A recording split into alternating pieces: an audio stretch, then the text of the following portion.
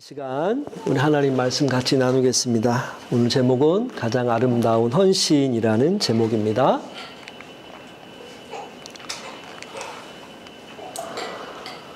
사람은 누구나 자신에게 가장 가치 있는 것을 위해 살아가지요. 어떤 사람은 돈을 위해 살아가기도 하고, 어떤 사람은 자녀를 위해 살아가기도 하고, 또 어떤 사람은 명예를 위해서 살아갑니다. 또 어떤 사람은 자신의 꿈을 위해서 살아가고, 그렇게 살아가죠. 우리 괜찮은데, 괜찮아요. 애기 울어도 괜찮습니다. 그 사람이 가장 소중히 여기는 것, 결국 그의 시간과 삶, 헌신의 방향을 그것이 결정을 하죠. 오늘 본문에도 세 종류의 사람이 등장합니다. 첫 번째는 예수님을 죽이려는 사람, 두 번째는 예수님께 자신의 가장 귀한 것을 드린 여인, 세 번째는 예수님을 은 30에 팔아버린 가룟 유다가 등장합니다. 흥미로운 것은 세 사람 모두 예수님 앞에 있지만 예수님을 바라보는 가치가 전혀 달랐다는 것이죠. 그럼에도 본문 가운데 흔들리지 않는 한 분이 계시는데 바로 십자가를 향해 묵묵히 걸어가시는 예수님을 우리는 볼 수 있습니다. 그러면서 오늘 말씀을 통해 우리 한 가지 질문을 한번 던졌으면 합니다. 예수님은 나에게 어떤 분이신가? 예수님 그분은 나에게 얼마나 가치 있는 분이신가? 우리 첫 번째로 마태복음 26장 1절부터 5절까지만 우리 한번 좀 볼 텐데요. 우리 은찬이 1절, 2절 부탁하고 우리 한솔이 3절, 4절, 우리 황정희 사모님 5절 한번 읽어주시면 감사하겠습니다. 예수께서 이 말씀을 다 마치시고 제자들에게 이르시되 너희가 아는 바와 같이 이틀이 지나면 유월절이라 인자가 십자가에 못 박히기 위하여 팔리리라 하시더라. 그때 대제사장들과 백성의 장로들이 가야바라 하는 대제사장의 관정에 모여 예수를 흉계로 잡아 죽이려고 의논하되 말하기를 밀란이 나가노니 명절에는 하지 말자. 네, 예수님은 유월절 어린 양이 되기 위해 이 땅에 오셨습니다. 예수님의 마지막 설교를 마친 후 이렇게 시작하죠. 이틀이 지나면 유월절이라 인자가 십자가에 못 박히기 위하여 팔리리라. 2절 말씀이죠. 예수님은 자신의 죽음을 모르고 당하시는 분이 아니셨습니다. 십자가는 사고가 아니었습니다. 예수님은 언제 어디서 왜 죽으실지를 정확히 알고 계셨습니다. 그리고 우리가 여기서 주목해 볼 단어는 유월절이라는 겁니다. 예수님은 단순히 이틀 후에 내가 죽는다 하지 않으셨고 유월절이라는 말씀을 넣어서 말씀하셨습니다. 왜 그랬을까요? 여러분, 유월절이 어떤 날이죠? 출애굽기 12장에 보면 430년 동안 애굽의 노예가 되었던 이스라엘 백성들이 구원받았던 날이 유월절이죠. 하나님은 말씀하셨어요. 흠없는 어린 양을 잡아 그 피를 문설주에 바르라. 죽음의 사자가 그 피를 보면 심판이 어떻게 될까요? 지나갔어요. 뛰어넘었어요. 지나갔어요. 그래서 이 이름이 유월절. 우리는 이제 영어로는 패스오버라고 하죠. 패스오버. 어린 양이 죽었어요. 그리고 그 죽음으로 인해 장자들이 살 수 있게 되었어요. 이것이 유월절입니다. 예수님은 말씀하십니다. 이제 내가 그 어린 양이다. 출애굽기 어린 양은 한 가정을 살렸다면 예수님은 세상을 살리기 위한 어린 양이 되셨던 겁니다. 그래서 고린도전서 5장 7절에 이렇게 되어 있죠. 줄친 부분만 한번 같이 읽어볼까요? 시작. 우리의 유월절 양 곧 그리스도께서 희생되셨느니라. 우리의 유월절 양 곧 그리스도께서 희생되셨느니라. 이것을 조금 어려운 말로 하면은 대속이라고 합니다. 대속. 누군가가 대신 죽어주는 거예요. 누군가가 대신 죽어야 내가 사는 거예요. 대속. 예수님은 바로 그 대속의 어린 양이 되셨습니다. 그런데 사람들은 전혀 다른 생각을 하고 있었습니다. 3절 우리 한번 볼까요? 자, 3절 같이 읽겠습니다. 시작. 그때 대제사장들과 백성의 장로들이 가야바라 하는 대제사장의 관정에 모여. 대제사장들과 장로들이 모입니다. 그들의 목적이 무엇이었나요? 4절 보니까 예수를 흉계로 잡아 죽이려고 의논하되. 예수님을 죽이는 것이 그들의 목적이었어요. 그런데 또 하나 흥미로운 것 5절 보니까 언제는 하지 말자? 명절에는 하지 말자. 이때 명절이 언제라고요? 6월절. 와, 오늘 설교하는데 힘이 나네요. 정말 6월절 맞아요. 어제가 미국의 250주년 독립기념일이었죠. 그래요. 저희 집이 이제 그 보도 근처라 그런지 폭죽 소리가 밤에 한 1시간 가까이 들리더라고요. 10시 좀 전부터 11시 가까이까지. 아, 참 돈 많다. 폭죽 소리가 막 계속 들리는 거예요. 예수님 당시 6월절은요, 단순한 종교 행사가 아니었습니다. 오늘날로 말하면 이스라엘의 독립기념일과 같은 날이에요. 애굽에서 해방된 날을 기념하는 절기였습니다. 그런데 당시 이스라엘은 어땠나요? 또다시 로마의 지배를 받고 있었잖아요. 그래서 6월절만 되면 사람들이 기대했어요. 하나님께서 애굽에서 우리를 구원하여 주셨듯이 이 로마로부터 우리를 구원해 주시지 않을까. 이런 기대감이 있었던 거예요. 그래서 메시아, 구원자 메시아에 대한 기대가 아주 최고조에 이르렀을 때가 6월절이었던 거죠. 그래서요, 일반적으로 그 예루살렘 그 성전에는 전국에서 또 혹은 해외에서 순례객들이 오고 제사를 드리곤 했었는데 평소에는 5만에서 한 10만 정도 예배를 드리러 왔다고 그래요. 근데 요세푸스의 그 글에 보니까 이 6월절에는 270만이 모였대요. 근데 좀 과장된 게 아닌가 학자분들은 이야기하더라고요. 그렇게 많이 모일 수 없다는 거예요. 숙소도 부족하고 물도 부족하고. 어쨌든 일반적으로 그래서 한 20만 명 정도 이 당시에 6월절에 사람들이 모였다고 얘기해요. 그러니 어떠했을까요? 로마 입장에서는, 총독 입장에서는 긴장할 수밖에 없었겠죠. 그래서 평소에는 가이사랴라는 곳에 머물다가 이 6월절이 다가오면 이제 예루살렘으로 옵니다. 이 총독이.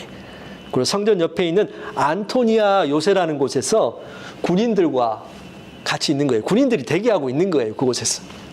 혹시라도 폭동이 일어난다면 어떻게 해요? 바로 즉시 투입해가지고 진압하려고. 당시 대제사장들도 그것을 알고 있었던 것입니다. 그래서 명절에는 하지 말자. 만약 폭동이 일어나면 자신들에게도 피해가 가니까. 당시 기득권층, 정치인들이니까요. 예수님은 불과 며칠 전 예루살렘에 입성하셨잖아요. 근데 그때 어땠습니까? 많은 사람들이 호산나만 외치면서 예수님을 따랐죠. 수많은 무리들이. 자칫 명절에 공개적으로 예수님을 체포했다가는 밀란이 일어나지 않을까 걱정했던 겁니다. 그래서 그들은 말합니다. 명절에는 하지 말자. 그런데요, 결국은 어떻게 되냐면 예수님은 6월절 날 돌아가십니다. 하나님은 6월절을 택하셨어요. 왜냐하면 예수님은 6월절에 어린 양이 되셔야 했기 때문에 사람들이 아무리 수를 써도 하나님의 구원의 계획은 바꿀 수가 없었던 거예요. 화해의 아이라는 책이 있습니다.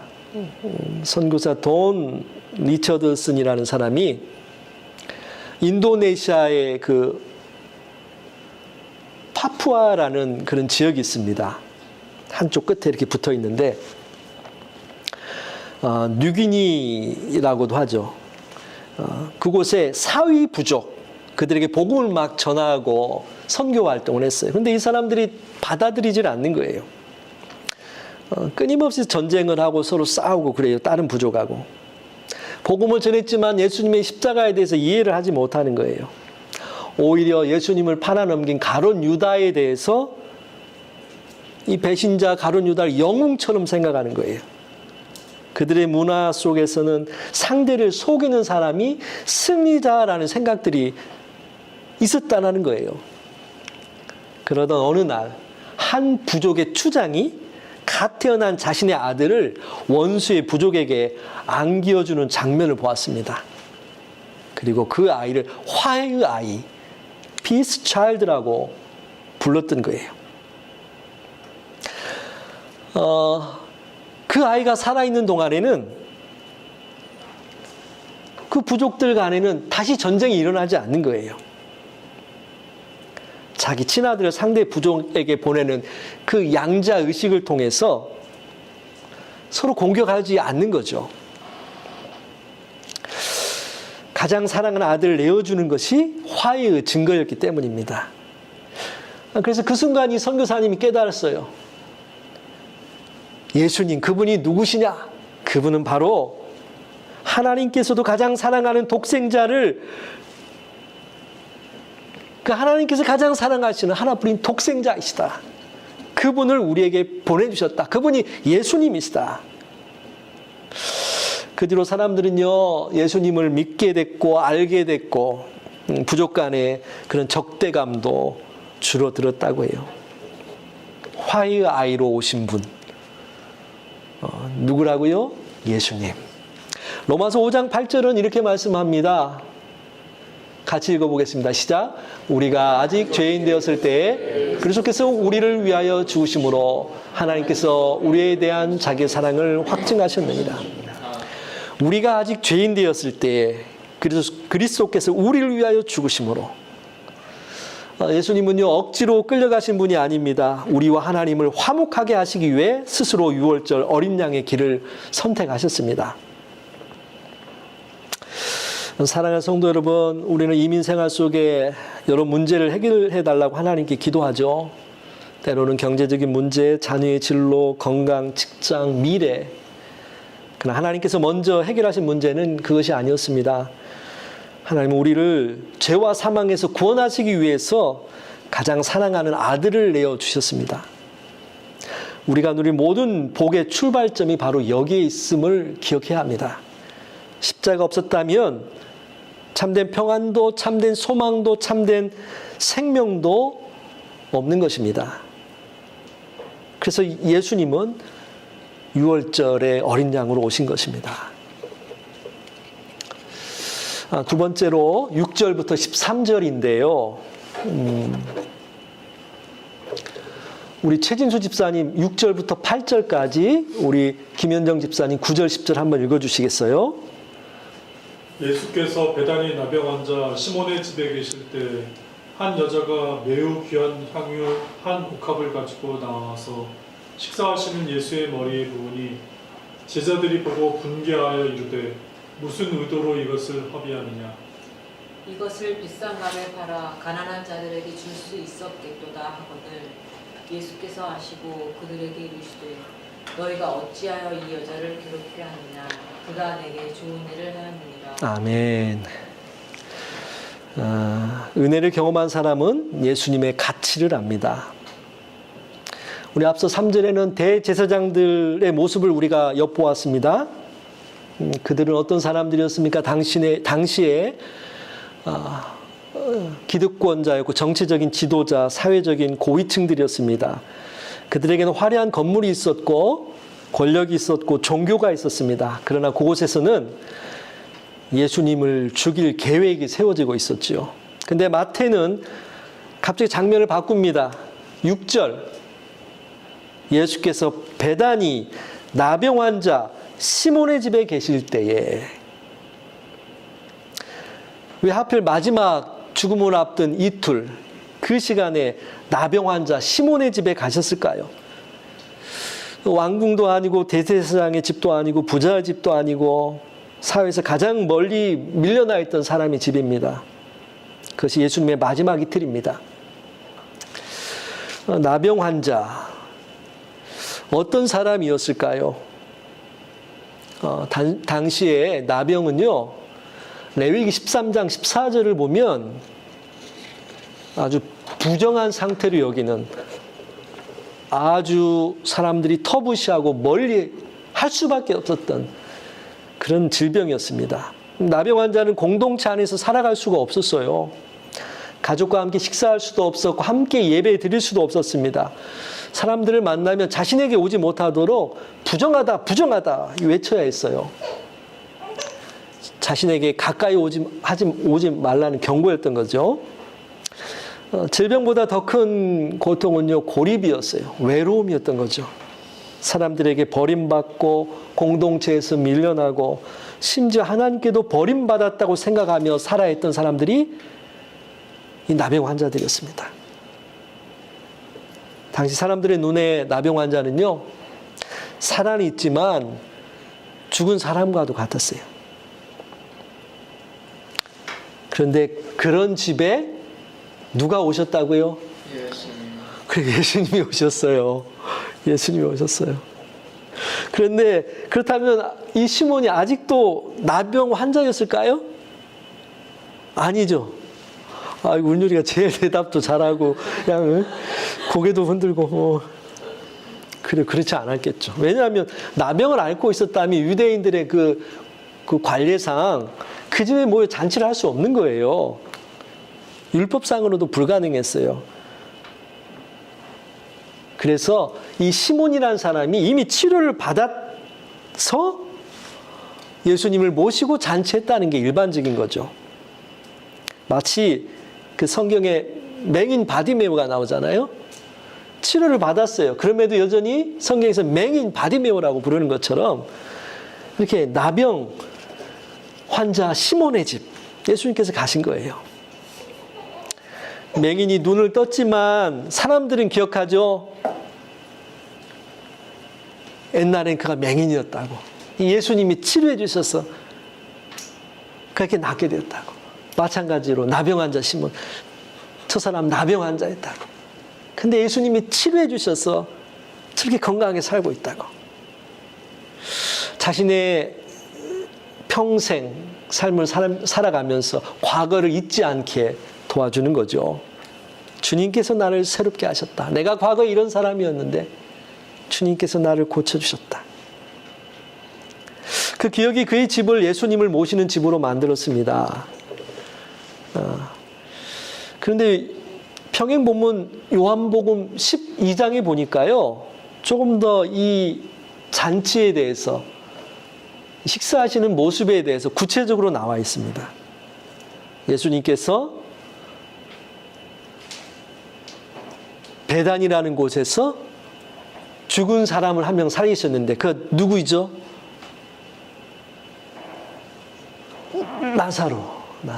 나사로를 살리셨어요. 나사로. 그곳이에요. 오늘도 베단이 나병 환자 시몬의 집인데 6월절이라서 예루살렘 성전에 이제 묵을 곳이 많지 않으니까 예수님이 그 옆에 있는 조금 떨어져 있는 동네 베단이라는 곳에 가신 거예요. 그곳에서 예전에 고쳐주셨던 시몬의 집에 예수님이 가신 거죠. 그리고 그 옆에는 누가 있어요? 예전에 죽었던 나사로를 살리신 그 나사로가 있는 거예요. 그곳에서 마르다가 요한복음 12장에 보면 음식을 열심히 준비합니다.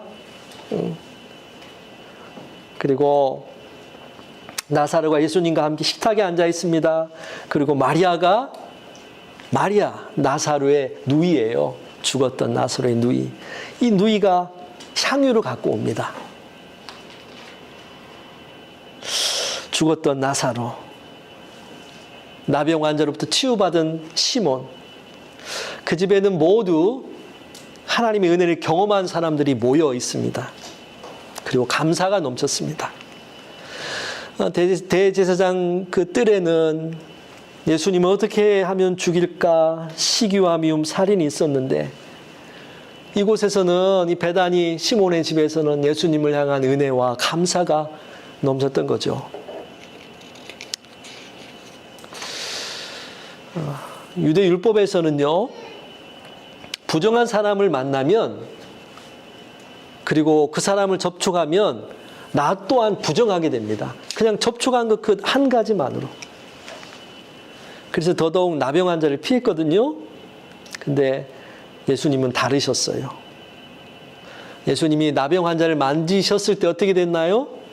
예수님이 부정해진 게 아니라 나병 환자가 깨끗해졌습니다. 죄가 예수님을 더럽히는 것이 아니라 예수님의 은혜가 죄인을 새롭게 만들어 주십니다. 상처가 예수님을 무너뜨리는 것이 아니라 예수님이 상처 입은 사람을 회복시켜 주셨습니다. 이것이 복음인 거예요. 이것이 복음인 거예요. 때로 이민 생활 하다 보면 우리도 보이지 않는 나병을 경험할 때가 있죠.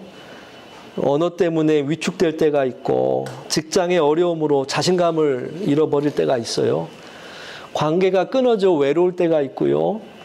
실패 때문에 사람을 피하고 싶을 때도 있습니다. 겉으로는 웃고 있지만 마음속으로는 나는 공동체 밖에 있는 사람 같다라는 생각이 들 때가 있어요. 그때 우리는 기억해야 합니다. 예수님이 어디 찾아가셨다고요? 공동체의 중심부가 아니라 주변부 시몬을 찾아가셔서 시몬의 집에 가셨어요. 가장 소외된 사람의 집에 들어가셔서 함께 식사하셨습니다. 함께 시간을 보내셨습니다. 그런 의미에서 복음은 깨끗해져서 예수님께 나오라는 말이 아니라 복음은 예수님께 나오면 깨끗하게 된다라는 소식이에요. 예수님께 나오면 깨끗하게 된다. 내가 어떠한 모습으로 살아가든지 다시금 예수님 앞에 나아가면 예수님이 나를 새롭게 하신다. 우리 세 번째로 우리 7절부터 13절까지인데요. 우리 10절까지 읽었으니까 11, 12, 13절 구경이 집사님 한번 읽어주시겠어요? 가난한 자들은 항상 너희와 함께 있거니와 나는 항상 함께 있지 아니하리라. 이 여자가 내 몸에 이 향유를 부은 것은 내 장례를 위하여 함이니라. 내가 진실로 너희에게 이르노니 온 천하에 어디서든지 이 복음이 전파되는 곳에서는 이 여자가 행한 일도 말하여 그를 기억하리라 하시니라. 네, 아멘. 여기서 나온 여자가 마태복음에는 정확히 나오진 않은데 요한복음과 마가복음에는 누구라고요? 마리아라는 거예요. 예수님께 향유를 부었어요. 근데 이게 순전한 나드 향유라고 요한복음과 마가복음은 말씀해주고 있어요. 순전한 나드 향유. 그걸 보면서 사람들은 낭비라고 막 뭐라고 했어요. 혼냈어요. 이 여인을요. 그러나 예수님은 이 일이 아름다운 일이다 말씀하시는 거죠. 당시에 이 나드 향유 이 값이요 얼마나 될까요? 이 조그마한 병이 있었겠죠. 향유 병.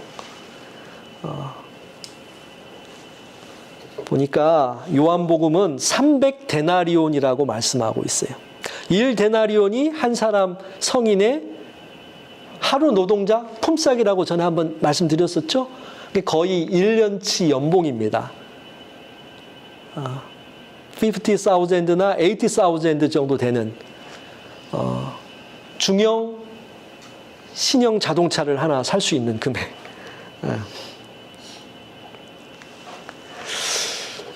그 귀한 향유를 가지고 있었던 거예요. 그리고 그것을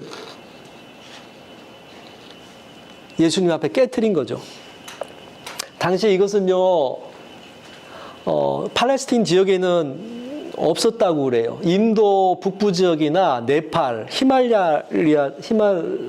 히말라야 지역에서 그 고산지대의 나무 뿌리로 만든 그런 향유였다는 거예요. 그러다 보니까 쉽게 사람들이 구할 수 없고 실크로드를 통해서 이게 무역되어 가지고 왔는데 그 귀한 향유, 그 비싼 향유를 예수님께 깨트렸던 겁니다. 학자들은 몇 가지 가능성을 얘기하더라고요. 가장 널리 받아들여진 견해는 결혼을 위해 준비한 향유였을 것이다. 혼수품이었다. 당시 유대 여성들은요, 평생 가장 귀한 재산으로 이 향유를 준비하기도 했다고 그래요. 또 다른 견해로는 가문의 재산이었을 것이라고 말합니다. 당시 향유는 단순한 화장품이 아니라 금과 같이 보관하는 자산적 가치가 있었다는 거예요. 어떠한 분명한 것은 이 향유는 마리아라는 여인에게 가장 값진 것이었다는 거예요. 당시 관례는 손님이 오면 물로 손과 발을 씻겨주고 쉽게 구할 수 있는 올리브유를 이렇게 발라주었는데, 마리아는 어떻게 했어요? 가장 비싼, 값비싼 나드의 향유를 예수님께 부었던 겁니다. 단순히 부었다고 하지 않고 다른 복음서 보니까 옥합, 그 향유를 담아놨던 항아리를 깨트렸다는 거예요. 그 말은 한번 깨트리면 다시 사용할 수 없다는 거죠. 남겨둘 수도 없습니다. 전부 쏟아야 돼요. 마리아는 예수님께 일부를 드린 것이 아니라 전부를 드렸어요. 자신의 전부를. 마태복음은 머리에 부었다고 하는데 요한복음에는 발에 부었다고 그래요. 이게 그런데 서로 모순되지 않는 게 그 양이 많으니까 머리에도 붓고 흘러내리면 또 다리에도 붓고, 그리고 자신의 머리털로 예수님의 발을 닦았다라고 성경은 말씀해 주고 있죠.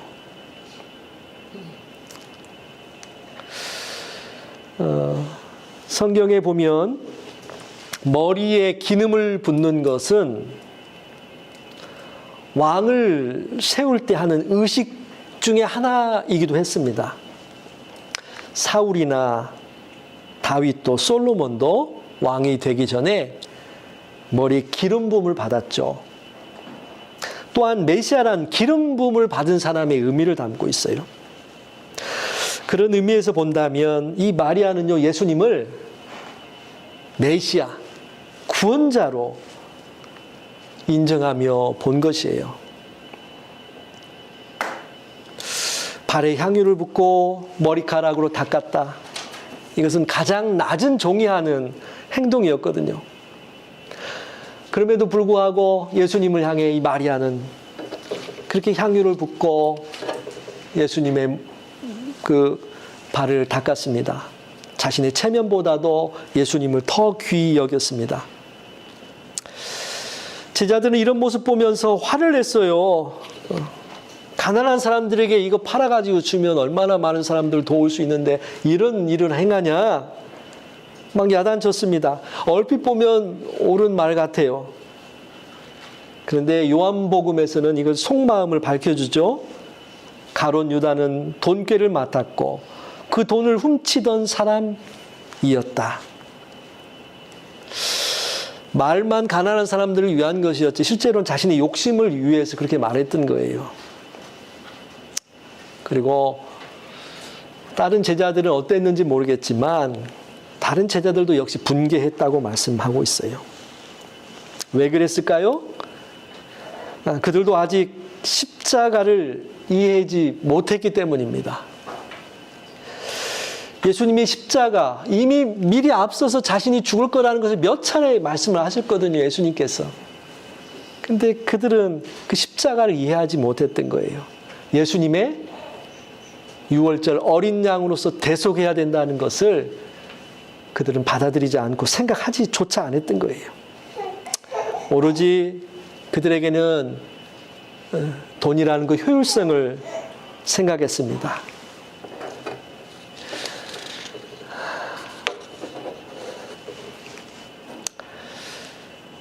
그러면서 예수님께서 이렇게 말씀하세요. 제자들에게 그만해라 하시면서 이 여인이 내게 좋은 일을 하였느니라. 내게 좋은 일을 하였느니라.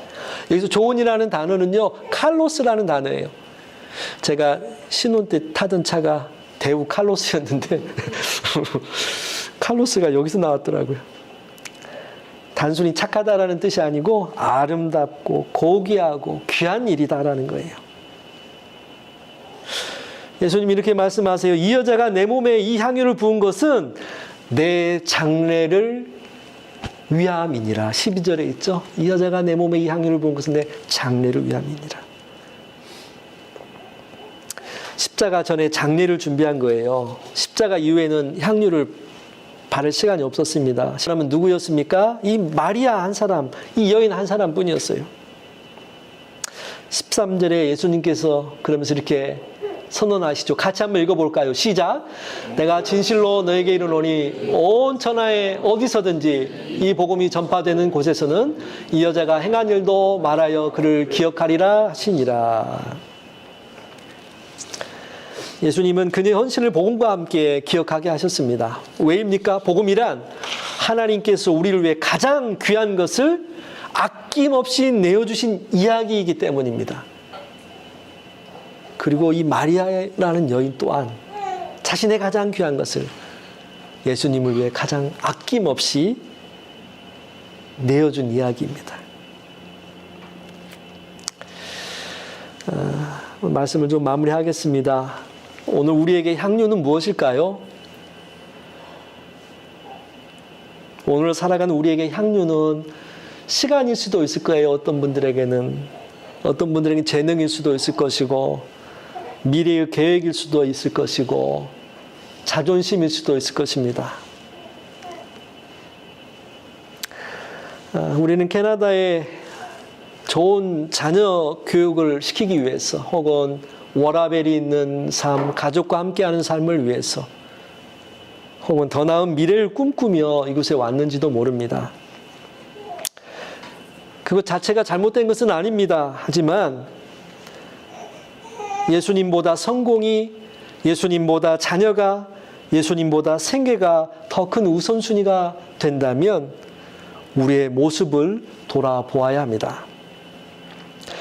오늘 본문에서 마리아는 향유보다 예수님이 더 귀하다는 것을 알았습니다. 그래서 향유를 깨뜨렸습니다. 그런데 그보다 더 귀한 예수님을 얻었습니다. 오늘 이 시간 성경은 마리아를 통해 우리에게 질문합니다. 당신의 가장 귀한 것, 그것은 누구를 위해 사용되고 있습니까? 함께 기도하시겠습니다.